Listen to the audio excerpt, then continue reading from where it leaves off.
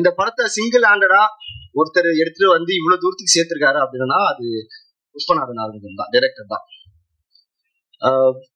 Co artist Saranya பத்தி பேசணும்னா ரொம்ப வருஷமா எல்லாருமே நம்ம அவங்கள பார்த்துட்டு இருக்கோம். எல்லா கதையிலுமே பாத்தீங்கன்னா அவங்க ஒரு மாதிரி கிரேவா இருப்போம், இல்ல ஒரு அழகுற மாதிரி அந்த மாதிரி தான் கொடுத்துட்டு இருக்கோம். ஆனா இந்த படத்துல நீங்க கம்ப்ளீட்டா அவங்கள வேற மாதிரி நீங்க பாப்பீங்க. டிஎஸ்கேவும் கூட டிஎஸ்கேவே ஒரு கிரே ஷேட்ல பாத்துட்டு இருக்க ஒரு பர்சன் இந்த படத்தை ரொம்ப கலர்ஃபுல்லா நீங்க பார்க்க போறீங்க. சோ இந்த படத்தை கண்டிப்பா தியேட்டர்ல எல்லாருமே பாருங்க.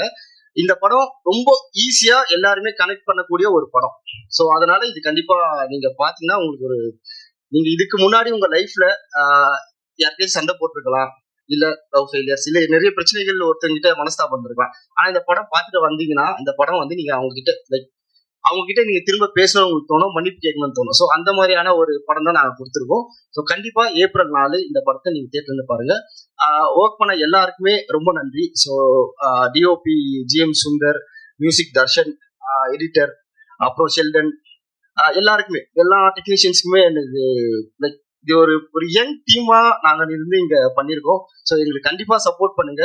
ஸோ இதுக்கப்புறமும் பெரிய பெரிய படங்கள் நாங்க பண்ணுவோம். ஸோ நீங்க தான் எல்லாத்துக்குமே சப்போர்ட் பண்ணுவோம். Present media. தேங்க்யூ.